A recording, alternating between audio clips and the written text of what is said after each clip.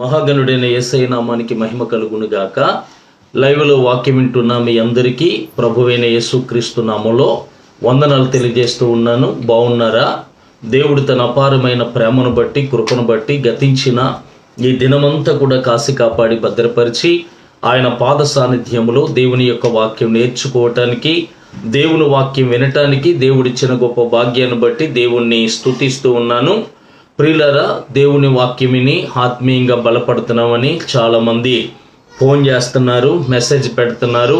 అందును బట్టి దేవుణ్ణి స్తుతిస్తూ ఉన్నాను. మీ అందరి కోసం కూడా నిత్యము నేను ప్రార్థన చేస్తూ ఉన్నాను. మా కోసం కూడా ప్రార్థన చేయండి. ఈరోజు దేవుని యొక్క వాక్య గ్రంథంలోంచి దేవుడు మనతో మాట్లాడుతుండగా శ్రద్ధగా దేవుని మాటలు విందాం. మీ పనులను ముగించుకొని త్వరితగతిగా బైబిల్ పట్టుకొని లైవ్లో పాలు పంపులు పొందాలని ప్రభు పేరిట మీకు మరొకసారి నేను మనవి చేస్తూ ఉన్నాను. రండి, వాక్యం చదువుకుందాం. రాజుల మొదటి గ్రంథము. ఇశ్రాయేలీయులందరూ రాజు తీర్చిన తీర్పును గూర్చి విని న్యాయము విచారించుటయందు రాజు దైవ జ్ఞానము నొందినవాడని గ్రహించి అతనికి భయపడిరి. రాజైన సొలొమోను ఇశ్రాయేలీయులందరి మీద రాజు ఆయెను. ప్రార్థన చేసుకుందాం. మహాపరిశుద్ధుడా, ఘనమైన తండ్రి, నీకు వందనాలు ప్రభా. ఇంతవరకు మమ్మల్ని, మా కుటుంబాలను కాసి కాపాడి భద్రపరిచి ఈ దినము నీ వాక్యం వినటానికి నీ పాద సాన్నిధ్యం మాకు ఇచ్చినందుకు స్తోత్రాలు. నీ ఆత్మ సహాయం కోరుకుంటున్న దీనుణ్ణి ప్రభా, కరుణించి కనికరించి మా అందరితో మీరు మాట్లాడి మమ్మల్ని బలపరచండి. కృపగల నీ హస్తాలకి మమ్మల్ని అప్పగించుకుంటూ యేసు నామములో అడుగుచున్నాను పరమ తండ్రి, ఆమేన్. దేవునికి స్తోత్రం. కూడి ఉన్న మీ అందరికీ ప్రభు అయిన యేసుక్రీస్తు నామంలో మరొకసారి వందనాలు తెలియజేస్తూ ఉన్నాను. ప్రభునందు ప్రియులారా, దేవుడు తన వాక్యం ద్వారా మనతో మాట్లాడుతుండగా శ్రద్ధగా దేవుని మాటలు వినాలని ప్రభు పేరిట మీకు మనవి చేస్తూ ఉన్నాను. చదువుకున్న వాక్య భాగము రాజుల మొదటి గ్రంథము 3వ అధ్యాయము 28వ వచనాన్ని మనం చదువుకున్నాం. చదువుకున్న వాక్యంలో అంతటా ఇశ్రాయేలీయులందరూ రాజు తీర్చిన తీర్పును గూర్చి విని న్యాయము విచారించుటయందు రాజు దైవజ్ఞానము నొందిన వాడని గ్రహించి అతనికి భయపడిరి. రాజైన సొలొమోను ఇశ్రాయేలీయులందరి మీద రాజు ఆయెను అని ఆ 4వ అధ్యాయం మొదటి మాటను కూడా మనం చదువుకున్నాం. చదువుకున్న వాక్యంలో జ్ఞాని అయిన సొలొమోను కోసం ఇక్కడ వాక్యం రాయబడింది. సొలొమోను ఇశ్రాయేలీయులందరి మీద రాజు అయ్యాడట. ఇశ్రాయేలీయులందరూ కూడా సొలొమోను తీర్చిన తీర్పును గురించి విని ఇది దైవ జ్ఞానమే తప్ప మానవ జ్ఞానము కాదు అని చెప్పి వారందరూ కూడా ఆయనకి లోబడ్డారట, ఆయనకి భయపడ్డారట. అప్పుడు ఇశ్రాయేలీయులందరి మీద కూడా సొలొమోను రాజు అయ్యాడు అని చెప్పి దేవుని వాక్యం మనకి తేటగా తెలియజేస్తూ ఉంది. ప్రియులారా, ఇశ్రాయేలీయుల్ని ఏలినటువంటి రాజులు 42 రాజులు పరిపాలించారని చరిత్ర చెప్తూ ఉంది. 42లో ఒక రాణి ఉంది, ఆమె పేరు అతల్యా. ఇశ్రాయేలీల 12 గోత్రాల వారిని ప్రియులారా పరిపాలించినటువంటి, ఏకధాటిగా పరిపాలించినటువంటి రాజులు 3 ఉన్నారు. 40 సంవత్సరాలు ఏకధాటిగా పరిపాలించారు. అందులో మొదటి రాజు కీసు కుమారుడును బెన్యామిని గోత్రికుడైన సౌలు. ఆయన ఇశ్రాయేలీయుల మీద రాజు అయ్యాడు. మొదటి రాజు ఇశ్రాయేలు ప్రజలని 40 సంవత్సరాలు ఏకధాటిగా పరిపాలించాడు. తర్వాత రెండవ రాజు దావీదు మహాచక్రవర్తి. ఈయన కూడా ఇశ్రాయేలీయుల గోత్రాల వారందరినీ కూడా ఏకధాటిగా 40 సంవత్సరాలు పరిపాలించాడు. తర్వాత మూడో వాడు దావీదు కుమారుడైనటువంటి సొలొమోన్. ఈ సొలొమోన్ రాజు కూడా ఇశ్రాయేలీయుల 12 గోత్రాల వారిని కూడా ఏకధాటిగా 40 సంవత్సరాలు పరిపాలించాడు. తర్వాత సొలొమోను కుమారుడైన రెహబాము కాలం వచ్చింది. ఆ రెహబాము కాలంలో రాజ్యం 2 ముక్కలయ్యింది.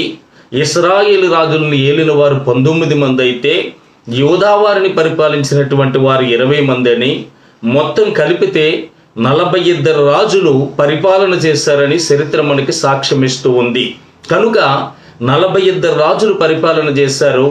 ఆ 42లో 3 రాజులు 40 సంవత్సరాల చొప్పున ఏకధాటిగా వారు పరిపాలన చేశారు. ఆ 40 సంవత్సరాలు పరిపాలన చేసిన 3 రాజుల్లో మూడో రాజు ఎవరంటే సొలొమోను చక్రవర్తి. ఈ సొలొమోను చక్రవర్తి చిన్న వయసులో రాజ్యరేఖానికి వచ్చాడు. చిన్న వయసులో కిరీటాన్ని ధరించాడు. చిన్న వయసులో సింహాసనాన్ని ధరించాడు. చిన్న వయసులో పదవిని చేపట్టాడు, బాధ్యతను స్వీకరించాడు. చిన్న వయసులో ఆయన పరిపాలనకు వచ్చాడు. అలా పరిపాలనకు వచ్చినప్పుడు అక్కడ ఉన్నటువంటి మేధావులు, అక్కడ ఉన్నటువంటి పెద్దలు, అక్కడ ఉన్నటువంటి పండితులందరూ కూడా చిన్న వయసులో ఇతను రాజు అయ్యాడు, ఏం చేస్తాడు పరిపాలన, చిన్న వయసులో రాజు అయ్యాడు కనుక తగాదాలు ఎలా తీరుస్తాడు, చిన్న వయసులో రాజు అయ్యాడు కనుక ఇతను ఎలా చక్కబెట్టగలడు ఈ ప్రజలని చెప్పి అందరూ కూడా అనుకుంటూ ఉండగా ఆ సొలొమోను చక్రవర్తి దగ్గరికి ఒక తీర్పు వచ్చింది. ఏమిటా తీర్పు అంటే, ఇద్దరు స్త్రీలు ఒక బిడ్డను తీసుకొని సొలొమోను దగ్గరికి వచ్చారు. వచ్చి ఒక స్త్రీ అంటుంది, నాయనా రాజా సొలొమోనా, ఇదిగో నేనును ఈ స్త్రీ కలిపి ఒకింట్లోనే కాపురం ఉన్నాం. అయితే నాకు బిడ్డ పుట్టింది. నాకు బిడ్డ పుట్టినటువంటి మూడు నెలల తర్వాత లేదా 3 రోజుల తర్వాత ఆమెకు బిడ్డ పుట్టింది. అయితే ఆ బిడ్డ మీద పడగానే ఆ బిడ్డ చనిపోయింది.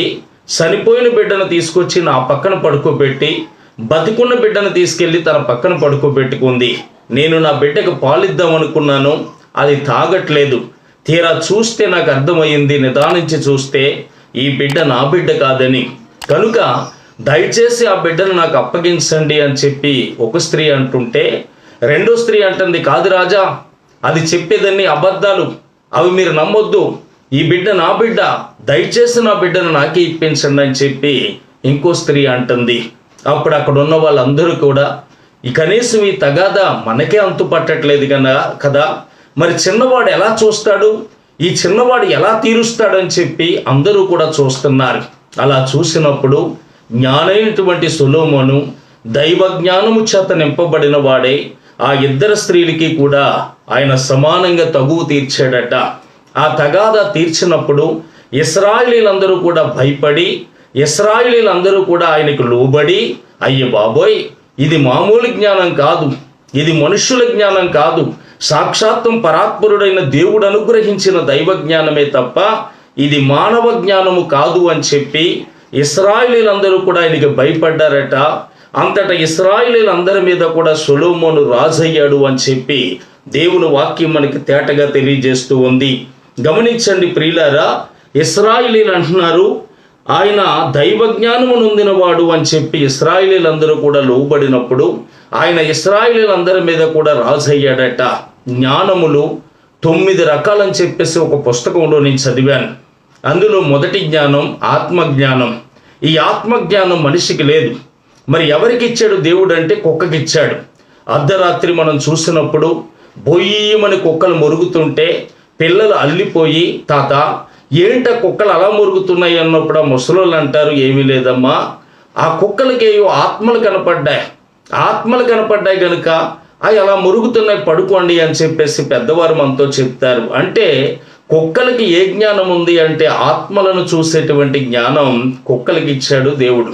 కనుక ప్రియులారా, కుక్కలు ఆత్మజ్ఞానం కలవి. రెండోదిగా మనం చూస్తే ప్రాణజ్ఞానం. ఈ ప్రాణజ్ఞానం కూడా మనిషికి ఇవ్వలేదు దేవుడు. ఎవరికి ఇచ్చాడంటే ఏగకి ఇచ్చాడు. అందుకనే చూడండి, ఒక ఎండ్రింగ్ చుక్క పక్కన పోసి ఒక తేనె చుక్క పక్కన పోసి మనం అలా కనిపెడుతూ ఉంటే ఏగ సరాసరిగా ఎక్కడికి వస్తుందో తెలుసా? తేనె చుక్క మీదకి వస్తుందే తప్ప ఎండ్రింగ్ చుక్క మీదకి ఏమాత్రం కూడా వెళ్ళదు. ఎందుకు వెళ్ళదంటే ఎండ్రింగ్ తాగితే చచ్చిపోతానన్న సంగతి ఏగకు తెలుసు. అందుకనే ఎండ్రింగ్ను వదిలేసి ఎక్కడికి వస్తుందంటే సరాసరిగా ఆ తేనె మీదకి మాత్రమే వస్తుంది. కానీ మనిషి ఒక బ్యాందీ చుక్క పక్కన పోసి ఒక తేనె చుక్క పక్కన పోస్తే సరాసరి ఎక్కడికి వెళ్తాడో తెలుసా? ఆ బ్యాందీ దగ్గరికి వెళ్ళిపోతాడు. బ్యాందీ తాగితే బతుకులు పాడైపోతున్నాయని, బ్యాందీ తాగితే ఆరోగ్యం క్షీణించిపోతుందని, బ్యాందీ తాగితే కుటుంబం రోడ్డు మీద పడుతుందని, బ్యాందీ తాగితే అప్పుల పాలవుతున్నారని, అల్లరి పాలవుతున్నారని, అవమానాల పాలవుతున్నారని తెలుసు కూడా మానవుడు ఎక్కడికి వెళ్తాడంటే బ్యాందీ దగ్గరికి వెళ్తాడు తప్ప తేనె కంటే జుంటిదైన దారాల కంటే ఇలువైన దేవుని వాక్యం దగ్గరికి రాడండి. కనుక ఏగకి ఏ జ్ఞానం ఉంది అని మనం చూస్తే ప్రాణజ్ఞానాన్ని దేవుడు ఏగకి ఇచ్చాడు. మూడవదిగా భవిష్యత్ జ్ఞానం. ఈ భవిష్యత్ జ్ఞానం కూడా మానవుడికి లేదు ప్రియులారా. మరి ఎవరికి ఉంది అంటే సీమలకి ఇచ్చాడు దేవుడు. అందుకే వాక్యం ఏమని చెప్తుందంటే, సోమరి సీమల యొద్దకు వెళ్ళి వాటి నడతలు కనిపెట్టి నీవు జ్ఞానం తెచ్చుకో అని చెప్పేసి దేవుని వాక్యం చెప్తుంది. నువ్వు సీమల దగ్గరికి వెళ్ళాలి. ఆ సీమల దగ్గరికి వెళ్ళి చూస్తే నీకేం అర్థం కాదు, కానీ అవి ఎలా నడుస్తున్నాయో, ఆ నడతలు కనిపెట్టి నువ్వు జ్ఞానం తెచ్చుకో అని చెప్పేసి దేవుని వాక్యం మనకి తేటగా తెలియజేస్తూ ఉంది. ప్రియులారా, గమనించండి, చీమలు మండుట ఎండాకాలం మే నెల మిట్ట మధ్యాహ్నం 1 గంటకి ఎక్కడ ఉంటాయో తెలుసా? రోడ్డు మీద ఉంటాయి. ప్రతి తల్లి ఇంటికి గుమ్మాలకి తడిపేసిన కట్టెలు వేసుకొని, కిటికీలకి తడిపేసిన కట్టెలు వేసుకొని, పిల్లలను గుండెకి అత్తుకొని, ఏ ఎండ నా పిల్లలకి తలగకూడదు, ఏ గాలుపు నా పిల్లలకి తలగకూడదు అని చెప్పి ఆ పిల్లల్ని చాలా జాగ్రత్తగా కాపాడుకుంటారు.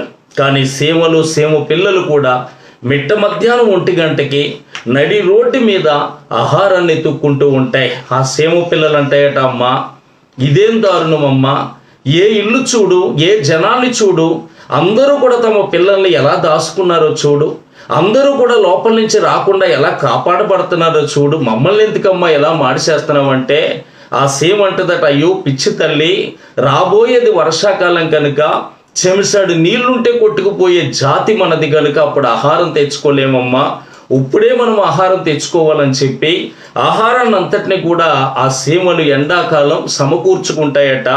వర్షాకాలం ఎక్కడికి వెళ్లకుండా దాచుకున్నటువంటి ఆహారం తింటూ హాయిగా ప్రశాంతంగా ఉంటాయి. కానీ మనిషి అయితే పుల్లుగా తాగేసి ఏసీ వేసుకుని నీడన హాయిగా బొబ్బుంటాడు వేసవికాలం. వర్షాకాలం వచ్చేసరికి అప్పుల కోసం, సీట్ల కోసం, ఏమండి బయట వడ్డీల కోసం అతను పరిగెడుతూ ఉంటాడు. ప్రియులారా, కారణం ఏంటంటే భవిష్యత్ జ్ఞానం అనేది మనిషికి లేదు, కానీ ఏమండి సీమకి ఇచ్చాడు దేవుడు. కనుక ప్రియులారా, ఇంకా మనం చూస్తే ప్రకృతి జ్ఞానం, ఇంకా మనం చూస్తే ప్రియులారా ఏమండి భూ సంబంధమైన జ్ఞానం, దెయ్యాల జ్ఞానం, లోక జ్ఞానం, బొమ్మల జ్ఞానం, దైవ జ్ఞానం. అయితే సొలొమోను పొందుకున్నటువంటి జ్ఞానం ఎలాంటిది అని మనం చూస్తే అది ప్రకృతి జ్ఞానం కాదు, అది బొమ్మల జ్ఞానం కాదు, అది లోక జ్ఞానం కాదు. ప్రియులారా, అది ఏ జ్ఞానం అంటే సరాసరి పరాత్పరుడైన దేవుడు అనుగ్రహించిన దైవ జ్ఞానాన్ని మాత్రమే ఆయన పొందుకోగలిగాడు. మరి మనిషికి ఉన్న జ్ఞానం ఎలాంటిది అని మనం చూస్తే మనిషికి ఉన్నటువంటి జ్ఞానం మిడిమిడి జ్ఞానం. ఆ జ్ఞానంతో కొంపలు అంటించేస్తున్నాడు, ఆ జ్ఞానంతో కాపురాలు కూల్చేస్తున్నాడు, ఆ జ్ఞానంతో ఏవేవో చేసేస్తున్నాడు మనిషికి ఉన్నటువంటి జ్ఞానం ఎలాంటిదో ఒక మాట చెప్తాను వినండి. కొత్తగా ఒక అతనికి పెళ్ళయిందట. పెళ్ళయిన తర్వాత ఇటు అమ్మగారికి అటు అత్తూరికి కూడా దూరంగా వెళ్ళిపోయి ఒంటరిగా జీవించాలని చెప్పి వారిద్దరూ కూడా నిర్ణయించుకున్నారట. ఒంటరిగా వెళ్ళి దూర ప్రాంతంలో వారి కాపురం ఉన్నారు. అలా కాపురం ఉన్నటువంటి ఒక 6 నెలలు పోయేసరికి ప్రియులారా ఆయన ఉద్యోగానికి వెళ్లకుండా ఒకరోజు ఇంటికాడ ఉండి తన భార్యతో అన్నాడట, అమ్మా నాకు ఒక కోరిక ఉంది, ఎప్పటి నుంచో పెళ్ళైన కానించి నీకు నేనేమి అడగలేదు కనుక నాకు తీరుస్తావా అని అడిగితే, అదేంటండి ఎప్పుడు మీరు ఏది అడగలేదు కనుక మీరు కనీసం ఏది అడిగినా నేను తీరుస్తాను అని చెప్పి, ప్రియులారా ఏది అడిగినా తీరుస్తానని చెప్పి ఆ భార్య చెప్పిందట. ఆ భార్య చెప్పినప్పుడు ప్రియులారా ఏంటా కోరికను అడిగినప్పుడు అతను అన్నాడట భర్త, ఏమీ లేదు, మన దొడ్లో తిరుగుతున్నటువంటి కోడి ఉంది కదా, ఆ కోడిని కోసుకొని ఎవరికి ముక్క పెట్టకుండా కోడిని తినేనటువంటి ఆశ ఎప్పటి నుంచో నాకు ఉంది అన్నాడట. ఎలాంటి ఆశ చూడండి, దరిద్రం ఆశ. ఆ భార్య అంది, అదెంత భాగ్యం అండి, కోసి పెడతానని చెప్పి వెంటనే ప్రియులారా ఆ భార్య ఆ కోడిని కోసి శుభ్రంగా ఏపుతూ ఉండగా అతనికి ఫోన్ వచ్చింది. ఏమిటా ఫోన్ అని ఎత్తితే, బాబు నేను నీ భార్య మేనమావని, నేను ఢిల్లీలో ఉండిపోయాను, పెళ్ళికి రాలేకపోయాను కనుక ఇప్పుడు వస్తున్నాను, మిమ్మల్ని చూసి వెళ్దామని చాలా ఆశతో వస్తున్నాను, ఎక్కడున్నారు బాబు అని చెప్పాడట. అయితే వెంటనే పలానా చోట ఉన్నామండి అని చెప్పి తన భార్యను పిలిచి అన్నాడు, మీ మేనమామకు ఇప్పుడే టైం అయిందా, నేను ఎవరికి పెట్టకుండా తినేయాలనుకుంటే ఈ టయానికి వస్తున్నాడేంటీడు, కనుక మనం ఇద్దరం కలిసి ఒక నాటకం ఆడదాం అని చెప్పి తన భార్యతో చెప్పాడట. చెప్పండి ఏం ఆడదామంటే, తలుపు తీసేసరికి నేను ఒకటి కొడతాను, నువ్వు బాబోయే నేడు ఆడే వెళ్ళిపోతాడు వెనక్కన్నాడట. సరేనండి అంది. ఆ ముక్కలు తెచ్చేటప్పుడు అతను వచ్చి తలుపు తీస్తూ ఉండగా టప్మని కొట్టాడు భార్యని. బాబోయ్ అంద భార్య. అది చూసి అతను అనుకున్నాడు, ఎంతో అన్యోన్యంగా ఉంటారనుకుంటే ఇలా కొట్టుకుంటున్నారేంటి, మనకెందుకులే అని వెనక్కి వెళ్ళిపోయాడు. అలా వెళ్ళిపోయిన తర్వాత తలుపేసేసి భార్యతో అంటున్నాడు, బానే మనం ఆడిన డ్రామా బాగానే సెట్ అయింది కనుక నువ్వు అర్జెంటుగా ముక్కలన్నీ తెచ్చాయి, ఎవరికి పెట్టకుండా నేను తినేస్తానని చెప్పినప్పుడు అవన్నీ పట్టుకొచ్చి బల్ల మీద పెట్టింది. ఆ బల్ల మీద పెట్టగానే ముక్క తీసుకున్నాడు. తిందాం అనుకునే లోపు భార్య కళ్ళల్లో నీళ్ళు వస్తున్నాయి. అప్పుడు వెంటనే అన్నాడు, అదేంటే తుడుచుకో, కొట్టాలంటే కొట్టాను కానీ నిజంగా కొట్టానా అన్నాడట. అప్పుడు వెంటనే బయట సంగితో తుడుచుకుంటూ అందట, ఏడుతామంటే ఏడిసాను కానీ నిజంగా ఏడిసానా, మీరు తినండి అందట. తలుపు వెంటనే తెరవబడ ఆ చుట్టం లోపలికి వచ్చానాడట. వెళ్ళటువంటి వెళ్ళాను కానీ నిజంగా వెళ్ళానా అన్నాడట. ఇది మిడిమిడి జ్ఞానం, ఇది మనుషుల జ్ఞానం. తాడిని తన్నేవాడు ఒకడైతే దాని తలను తన్నేవాడు మరొకడు ఉంటాడు. కానీ సొలొమోను మహాచక్రవర్తి పొందినటువంటి జ్ఞానం మాత్రం అలాంటి జ్ఞానము కాదు, కానీ సాక్షాత్తం పరాత్పరుడైన యేసుక్రీస్తు అనుగ్రహించినటువంటి దైవజ్ఞానం. ఆ దైవజ్ఞానము నొందిన వాడై 40 సంవత్సరాలు ఏకదాటిగా పరిపాలన చేశాడు. ఆయన పరిపాలనలో గొడవలు కానీ, కొట్లాట్లు కానీ, యుద్ధాలు కానీ ఏమీ జరగకుండా శాంతి, సమాధానం, నెమ్మది, ఆనందంతో ఆ రాజ్యమంతా కూడా ప్రియులారా చాలా చక్కగా పరిపాలన చేయగలిగాడు. రాజ్యమంతా కూడా చాలా చక్కగా పరిపాలన జరిగింది. అయితే సొలొమోను రాజ్యములో ఉన్నటువంటి శాంతి, సొలొమోను రాజ్యములో ఉన్నటువంటి సమాధానం, సొలొమోను రాజ్యములో ఉన్నటువంటి నెమ్మది, ఆనందం మన వ్యాపారాల్లో, మన ఉద్యోగాల్లో, మన ఇంటి దగ్గర, మన సరిహద్దుల్లో ఉండాలి అంటే మనం ఏం చెయ్యాలి అంటే ఆ పరాత్పరుడైన దేవుణ్ణి మనకి కూడా జ్ఞానం ఇమ్మని అడగాలి. ప్రియులారా, సొలొమోనుకు అనుగ్రహించిన జ్ఞానము నాకు ఇయ్యని మనం అడగకూడదు. ఎందుకంటే సొలొమోనుకి ఇచ్చిన జ్ఞానం నేను ఎవరికి ఇవ్వనని ప్రభు చెప్పేశాడు. కనుక మనం ఏం అడగాలి అంటే, నీ జ్ఞానమును మాకు అనుగ్రహించు ప్రభువా అని చెప్పి దేవుణ్ణి మనం అడిగేవారిగా మనం ఉండాలి. అందుకే యాకోబు పత్రిక మొదటి అధ్యాయము చూడండి ప్రియులారా, వాక్య గ్రంథాన్ని. యాకోబు పత్రిక మొదటి అధ్యాయము 5వ వచనం ఇలా చెప్తూ ఉంది, మీలో ఎవనికైనాను జ్ఞానము కొదువుగా ఉన్న ఎడల అతడు దేవుణ్ణి అడగవలెను, అప్పుడు అది అతనికి అనుగ్రహింపబడును. చూసారా, మీలో ఎవరికైనా జ్ఞానము కొదువైన ఎడల వాడు దేవుణ్ణి అడగాలి. దేవుణ్ణి అడిగితే అది అతనికి అనుగ్రహింపబడుతుంది అని చెప్పి దేవుని వాక్యం మనకు స్పష్టంగా సెలవిస్తూ ఉంది. కొలసీ పత్రిక 2వ అధ్యాయము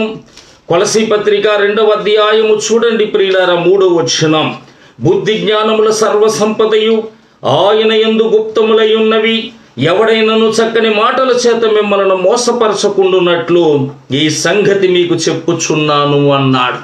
బుద్ధి జ్ఞానాలు ఎవరి దగ్గర ఉన్నాయంటే ఆయన దగ్గర గుప్తములై ఉన్నవట. ప్రియులారా, ఎవడైనా చక్కని మాటల చేత మిమ్మల్ని మోసపరచకుండునట్లు ఈ సంగతి మీకు నేను తెలియజేస్తున్నాను అని చెప్పి అపోస్తులుడైన పౌలు కొలసీ సంఘానికి రాస్తూ ఉన్నాడు. కనుక మనకి జ్ఞానము కావాలి అంటే ఎవరిని అడగాలి అంటే సృష్టికర్త అయిన దేవుణ్ణి మనం అడగాలి. నాకు జ్ఞానం ఈ ప్రభువా, నేను ఈ లోకంలో బ్రతకాలి నాయనా, వ్యాపార రీత్యా, వ్యవసాయం రీత్యా, కుటుంబ పరంగా, ఆత్మీయంగా నా జీవితం బాగోవాలి అంటే నీ జ్ఞానం నాకు కావాలి తండ్రి, నీ జ్ఞానాన్ని నాకు అనుగ్రహించు ప్రభువా అని చెప్పి దేవుణ్ణి మనం అడగాలి. ఎందుకు అడగాలంటే, జ్ఞానవంతురాలు తన ఇంటిని కట్టుకుంటుందట, మూర్ఖురాలు తన ఇంటిని ఊడబీకుంటుందట. మన భవిష్యత్తును మనం కట్టుకోవాలి, మన కుటుంబాన్ని మనం ఏలాలి, వ్యాపారంలో, ఉద్యోగంలో రాణించాలి అంటే దైవ జ్ఞానం అనేది చాలా అవసరం అని చెప్పి ప్రభు పేరిట మీకు నేను మనవి చేస్తూ ఉన్నాను. కనుక ఆ జ్ఞానాన్ని ఈ ప్రభు అని దేవుణ్ణి మనం అడగలట. యోబు గ్రంథం 28వ అధ్యాయం 12వ వచనంలో, అయితే జ్ఞానము ఎక్కడ దొరుకును, వివేచన దొరుకు స్థలము ఎక్కడనున్నది, నరులు దాని ఇలువ ఎరగరు, ప్రాణులున్న దేశములో అది దొరకదు, అగాధము అది నాలో లేదనెను, సముద్రము నా యొద్ద లేదనెను, సువర్ణము దానికి సాటైనది కాదు, దాని ఇలువ కొరకు వెండి తోసరాదు, అది ఊపిరి బంగారముకైనను ఇలువైన గోమేధకములకైనను నీలముకైనను కొనబడినది కాదు అని చెప్పి, పగడముల పేర్లు, ముత్యముల పేర్లు దాని ఎదుట ఎత్తనే కూడదు, జ్ఞాన సంపద్యము కెంపుల కన్నా కోరదగినది అని చెప్పి దేవుని వాక్యం మనకి తేటగా తెలియజేస్తూ ఉంది. కనుక గమనించండి ప్రియమైన వారిలారా, జ్ఞానాన్ని మనం పొందుకోవాలి, జ్ఞానము దేవుణ్ణి మనం అడగాలి. అలా జ్ఞానాన్ని దేవుణ్ణి అడిగి ఆ జ్ఞానాన్ని మనం పొందుకోవాలి. సొలొమోను దైవ జ్ఞానాన్ని పొందుకున్నాడు, 40 సంవత్సరాలు పరిపాలన చేశాడు. గొడవలు కానీ, కొట్లాట్లు కానీ, యుద్ధాలు కానీ లేకుండా ప్రశాంతంగా పరిపాలన 40 సంవత్సరాలు కూడా పరిపాలన జరిగింది. అలా పరిపాలన జరగటానికి గల కారణం ఏమిటి అని మనం చూస్తే, ప్రియులారా, సొలొమోను దైవ జ్ఞానము చేత నింపబడ్డాడు. అదే మనం కూడా జ్ఞానము చేత నింపబడాలి అంటే మనం ఏం చేయాలి అంటే, సొలొమోను ఏం చేశాడో అది మనం కూడా చెయ్యాలి. సొలొమోను ఏం చేశాడు అది మనం కూడా చేసినప్పుడు సొలొమోనికి దేవుడు జ్ఞానం ఇచ్చాడు, మనకి కూడా జ్ఞానం ఇస్తాడు. ప్రియులారా, జ్ఞానం కావాలి అంటే ఎవరి దగ్గర ఉంది? దేవుడి దగ్గర మాత్రమే ఉంది. ఎంత ఉంది ఆయన దగ్గర అంటే చాలా ఉంది ఆయన దగ్గర జ్ఞానం. ఆ జ్ఞానాన్ని మనకు కూడా దేవుడు అనుగ్రహించాలి అంటే సొలొమోను ఏం చేశాడో అది కూడా మనం చెయ్యాలి. ఏం చేశాడు సొలొమోను? రండి వాక్యములోంచి మనం చూద్దాం. రాజుల మొదటి గ్రంథము 3వ అధ్యాయము 4వ వచనాన్ని చదువుతున్నాను. గిబియోను ముఖ్యమైన ఉన్నత స్థలమై ఉండెను గనుక బలులు అర్పించటకే రాజు అక్కడికి పోయి ఆ బలిపీఠం మీద 1000 దహన బలులను అర్పించెను. చూసారా, గిబియోను ముఖ్యమైన ఉన్నత స్థలమై ఉండెను గనుక బలులు అర్పించడానికి రాజు అక్కడికి వెళ్ళి ఏమంటే ఆ బలిపీఠం మీద 1000 దహన బలులు అర్పించాడు అని చెప్పి దేవుని వాక్యం మనకి తేటగా తెలియజేస్తూ ఉంది. గిబియోనట అక్కడ ఉండగా గిబియోనులో ఉన్నటువంటి ఆ మండపం దగ్గరికి వెళ్ళి లేదా అక్కడ బలిపీఠం దగ్గరికి వెళ్ళి చక్కగా అక్కడ 1000 దహన బలులు అర్పించాడట. గిబియోనులో ఏముంది అని మనం చూస్తే దినవృత్తాంతాల 2వ గ్రంథం 1వ అధ్యాయం 1వ వచనం. దావీదు కుమారుడైన సొలొమోను తన రాజ్యమందు స్థిరపడగా అతని దేవుడైన యెహోవా అతని కూడా ఉండి అతన్ని బహుగనుడైన రాజుగా చేసెను. యెహోవా సేవకుడైన మోషే అరణ్యమందు చేయించిన దేవుని సమాజపు గుడారము గిబియోను నందు ఉండెను. చూసారా, అరణ్యములో మోషే ద్వారా దేవుడు చేయించిన సమాజపు మందిరం ఎక్కడుంది అంటే గిబియోనులో ఉంది అని చెప్పి దేవుని వాక్యం మనకి తేటగా తెలియజేస్తూ ఉంది. ప్రియులారా, అసలు ఆ ప్రత్యక్ష గుడారం ఎక్కడుండేది, ఎక్కడుండవలసింది, ఎక్కడికి వెళ్ళింది అని మనం చూస్తే దేవుని యొక్క వాక్యం ఇలా సెలవిస్తూ ఉంది. యెహోషువ గ్రంథము 18వ అధ్యాయం 1వ వచనం. ఇశ్రాయేలీయులు ఆ దేశమును స్వాధీనపరుచుకొనిన తరువాత వారందరూ షిలోహుములోను కూడి వచ్చి అక్కడ ప్రత్యక్ష గుడారము వేసిరి. చూసారా ప్రియులారా, ఇక్కడ వాక్యం ఏమని చెప్తుంది అంటే ఇక్కడ మనం చూస్తే ఇశ్రాయేలీయులందరూ కూడా షిలోహునకు కూడి వచ్చి అక్కడ ప్రత్యక్ష గుడారం వేశారట.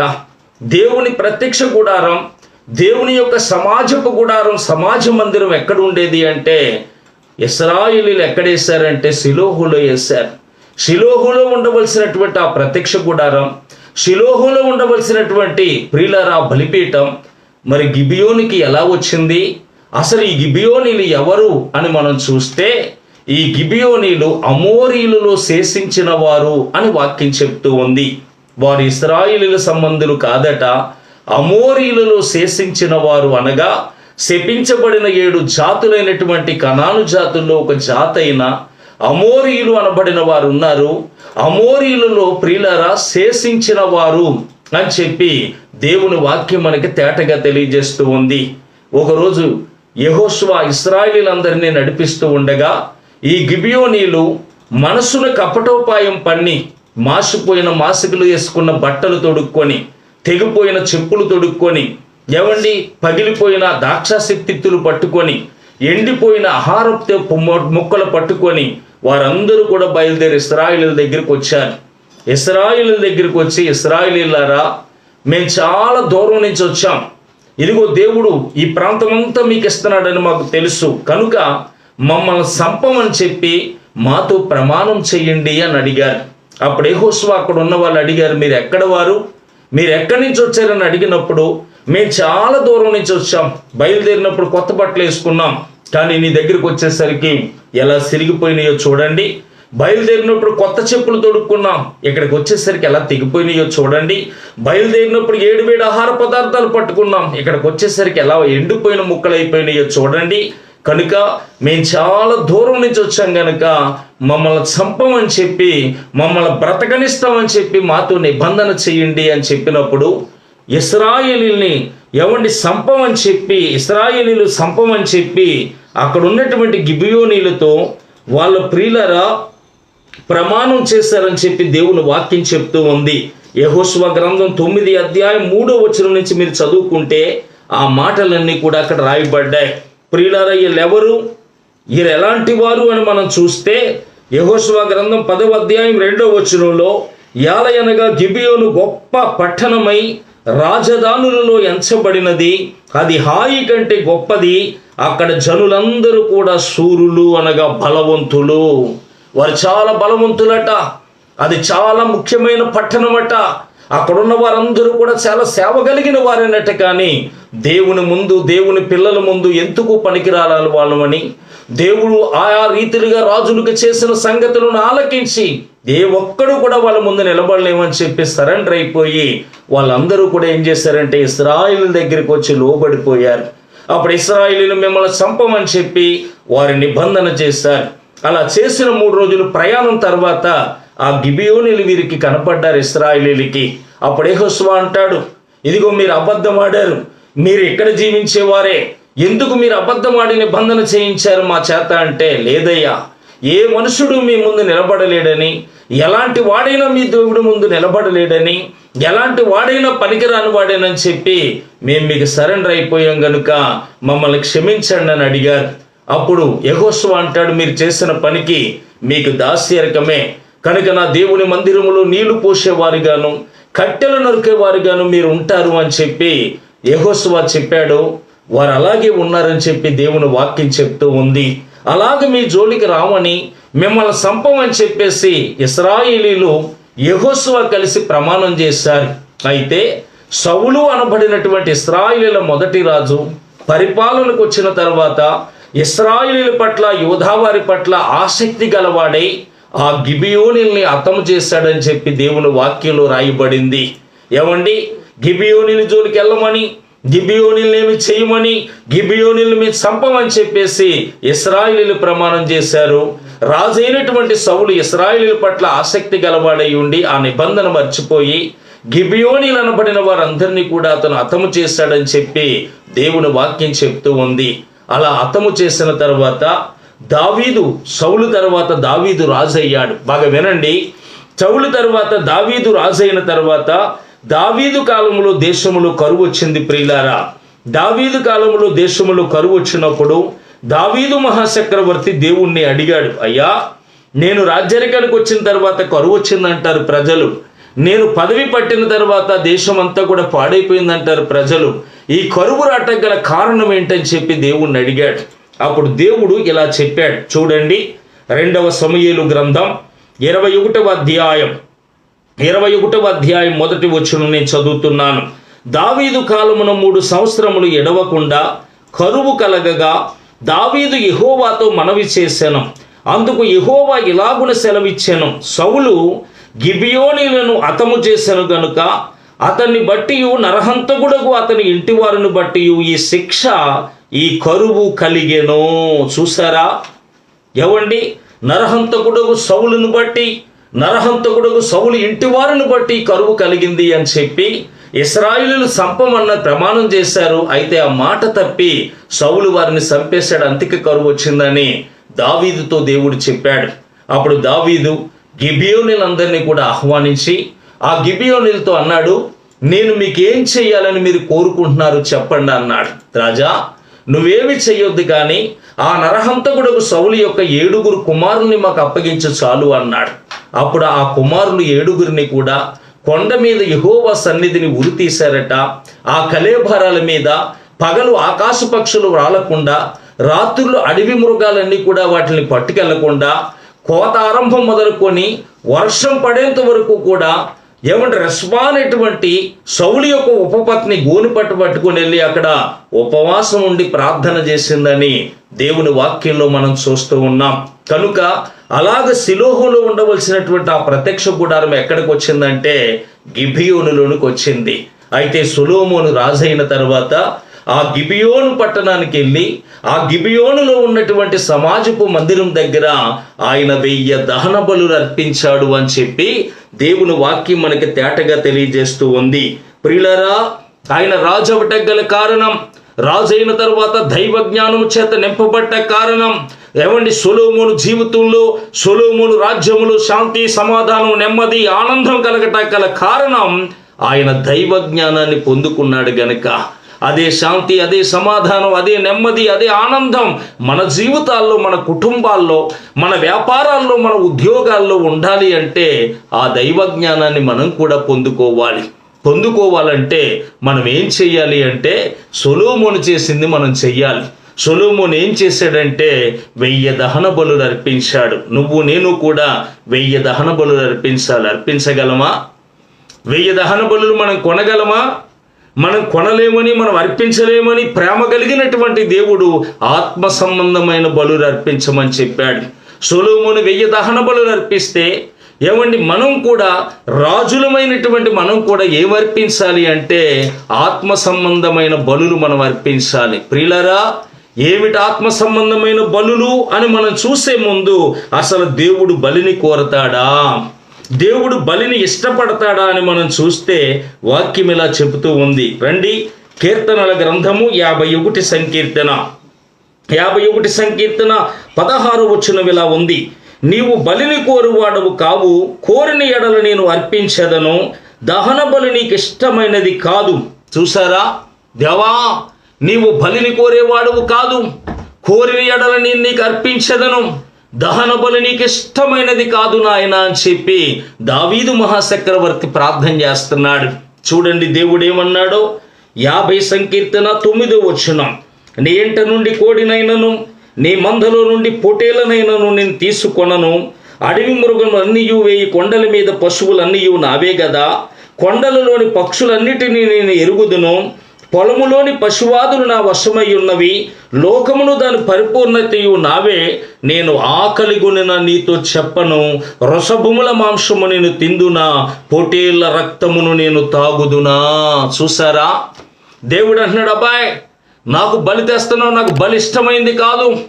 ఇదిగో నాకు ఆకలిస్తే నీతో చెప్పను. ఈ పక్షులన్నీ నాయే, పశువులన్నీ నాయే, ఏమండి ఈ కొండల మీద మేకలన్నీ కూడా నాయే. నేను వృషభముల మాంసం తింటానా, పొటేళ్ల రక్తం తాగుతానా, నాకు బలి ఇష్టము లేదు అని చెప్పి దేవుడు మాట్లాడుతూ ఉన్నాడు. ఇంకా ఏమన్నాడో చూడండి. యెషయా గ్రంథము 1వ అధ్యాయము 11వ వచనం. యెహోవా సెలవిచ్చిన మాట ఇదే, విస్తారమైన మీ బలులు నాకేలా, దహన బలులకు పొటేళ్లను, బాగుగా మేపిన దూడల కొవ్వును నాకు వెక్కసమాయెను. కోడెల రక్తమందైనా, గొర్రె పిల్లల రక్తమందైనా, మేకపోతుల రక్తమందైనా నాకు ఇష్టము లేదు. నా సన్నిధిని కనబడవలనని మీరు వచ్చుచున్నారే, నా ఆవరణములు తొక్కుటకు మిమ్మల్ని రమ్మన్నవాడెవడు? మీ నైవేద్యములు వ్యర్థము, అది నాకు అసహ్యము పుట్టించు దోపార్తనము, అది నాకిక త్యాకుడి అంటున్నాడు దేవుడు. ఏవండి, పొటేళ్ల రక్తం నేను తాగను, నాకు బలి ఎందుకు తెస్తున్నారు, నా ఆవరణం తొక్కటకు మిమ్మల్ని రమ్మన్నవాడు ఎవడని చెప్పేసి ఇక్కడ దేవుని వాక్యం చెప్తూ ఉంటే మనుషులు ఏం చేస్తున్నారో తెలుసా? దేవుడు బలి కోరాడని చెప్పి కోడుల్ని కోస్తున్నారు, మేకపోతుల్ని వేస్తున్నారు. ఎంత సరదా అంటే ఆ కోడిని కోసేసాక అది కొట్టుకుంటుంటే మళ్ళీ దాంట్లో నీళ్ళేసి పలుకమ్మ, ఇంకో పలుకు పలుకు, ఇంకో పలుకు పలుకు అని చెప్పేసి బలులు అర్పిస్తూ ఉన్నాడు. ప్రియులారా, దేవుడు బలిని కోరేవాడు కాదు. ప్రియులారా, మా ఊర్లో కుర్రోడు చనిపోయాడు. ఎందుకంటే గడ్డికి వెళ్ళాడు, పగలంతా మందు కొట్టాడు, మధ్యాహ్నం వచ్చాడు, గడ్డి తెస్తానని మళ్ళీ వెళ్ళాడు, ఇంక ఇంటికి రాలేదేంటని చూసేసరికి చేలో పడిపోయి ఉన్నాడు. ఆ ఎండ్రింగ్ కొట్టాడు కనుక ఆ ఎండ్రింగ్ అంతా పట్టేసి కళ్ళు తిరిగి పడిపోయాడు, చనిపోయాడు. ఆ తర్వాత ఆ వయసు ఉన్నటువంటి పిల్లలు సాయంత్రం 6 అయితే బయట తిరిగేవారు కాదు. కారణం ఏంటో తెలుసా? ఒరే, ఆడు చనిపోయాడు కనుక ఇంకో 7గురిని తీసుకుపోతానందట, చేను బలి కోరిందట అని చెప్పారు. ప్రియులారా, పండించుకొని బ్రతికేటువంటి చేను కూడా బలి కోరుతుందా? నీళ్లు తాగుదామని తవ్వించుకున్నటువంటి బావి బలి కోరుతుందా? ప్రియులారా, నివాసం ఉండట కట్టించుకున్న ఇల్లు బలి కోరుతుందా? బలిని కోరదండి. మా ఊర్లో ఒక సినిమా హాల్ కట్టారు. ఆ సినిమా హాల్ కట్టిన కొత్తలో ఏమండి, మొదటి ఆటకి అందరికీ మిఠావుండ్లు పెట్టి టికెట్ ఫ్రీగా ఇస్తే అందరూ చూసి వచ్చేవారు. కొంతమంది ఏమనేవారో తెలుసా? ఎవరు వెళ్ళకండి, ఎందుకంటే వెళ్ళగానే మిఠావుండ పెడతారట, ఆ మిఠావుండ తినేగానే మొత్తొస్తుందట, తెర దగ్గర నుంచి నల్లగా ఉండేటువంటి మనుషులు కత్తిరట్టుకుని వచ్చి కసకస నరికెత్తారట, ఎందుకంటే సినిమా హాలు బలి కోరిందట అన్నారు. సినిమా హాల్ కూడా బలి కోరుతుందా? ఆలోచించండి ప్రియులారా. బలిని కోరేవాడు దేవుడు కాదు. తన ప్రజల పక్షాన గొలుగతా పర్వతం మీద కలవరిగిరిలో బలైపోయినోడే దేవుడండి.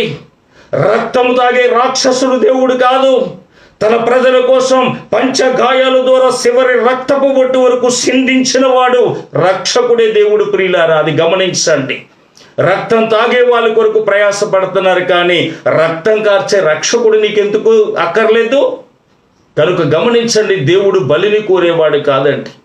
అందుకే మనం ఏమర్పించాలి అంటే, సొలొమోను ఆనాడు 1000 దహన బలులు అర్పించాడు గనుక ఈ కృపగల దేవుడు, కరుణామయుడైన దేవుడు, ప్రేమ కలిగిన దేవుడు ఈనాడు మనల్ని ఏమంటున్నాడో తెలుసా? 1000 దహన బలులు నాకు వద్దు, కానీ ఆత్మ సంబంధమైన బలులు కొన్ని ఉన్నాయి, నాకు అర్పించండి అంటున్నాడు. కనుక మనం కూడా ఆ జ్ఞానాన్ని పొందుకొని నెమ్మది, ఆనందం మనం కూడా అనుభవించాలి అంటే మనం కూడా ఏమర్పించాలంటే ఆత్మ సంబంధమైన బలులు అర్పించాలి. ఏమర్పించాలి, అవి ఎలా ఉంటాయి అని మనం చూస్తే, దేవుని చిత్తమైతే రేపు సాయంత్రం మరలా ఏమేమి అర్పించాలో మన వాక్యంలోంచి ధ్యానం చేద్దాం. ఈ మాటలు ప్రభు దీవించునుగాక. ఆమెన్. ప్రార్థన చేస్తాను. మహాపరిశుద్ధుడా, ఘనమైన తండ్రి, నీకు వందనాలు. ఎత్తబడిన మాటలు అందరి హృదయంలో పరభరితంగా మార్చి బలపరచండి తండ్రి. రేపు సాయంత్రం మరలా నీ వాక్యాన్ని ధ్యానం చేసి ఇలువైన మాటలు ధ్యానించే కృపను మాకందరికీ అనుగ్రహించమని, అంతవరకు మమ్మల్ని కాపాడండి. కూడి ఉన్న బిడ్డలందరినీ స్వస్థపరిచి వారికున్న ఆరోగ్యాలు ఇచ్చి వారికి ఉన్న ఇబ్బందులు తొలగించి పోషించి సంరక్షించమని యేసు నామములో అడుగుచున్నాను పరమ తండ్రి. ఆమెన్. సర్వశక్తుడైన యేసయ్య కృప నిత్యము మనకి తోడై ఉండునుగాక. ఆమెన్. ప్రియులారా, వాక్యం విన్నారు. మేము ఆత్మీయంగా బలపడుతున్నాం అన్నయ్య అన్న వారు మెసేజ్ పెట్టండి, మీకు రిప్లై ఇస్తాను. అలాగే నాకు ఫోన్ చేయండి. ఫోన్ నెంబర్ 88515177, మరొక నెంబర్ 88515277. ఈ నెంబర్లకు ఫోన్ చేయండి. మీకోసం నేను ప్రార్థన చేస్తాను, మా కోసం ప్రార్థన చేయండి. అలాగే మా పరిచర్యకు సహకారాన్ని అందించండి. ఈ పరిచర్య అనేక మందికి తెలియజేసి షేర్ చేయండి. మా యూట్యూబ్ ఛానల్ని సబ్స్క్రైబ్ చేసుకోండి, అనేక మంది చేత సబ్స్క్రైబ్ చేయించండి. దైవ ప్రేమ మినిస్ట్రీస్ అఫీషియల్ అనేటువంటి యూట్యూబ్ ఛానల్ ఉంది, దాన్ని సబ్స్క్రైబ్ చేసి అనేక సంగతులు ఇంకా తెలుసుకోవాల్సిందిగా ప్రభు పేరిట మీకు మనవి చేస్తున్నాను. రేపు సాయంత్రం ఆ బలులు ఏమేంటి అనేది మనం ధ్యానం చేద్దాం. అంతవరకు దేవుడి కృప మనకి తోడై ఉండునుగాక. ఆమెన్. వందనాలండి.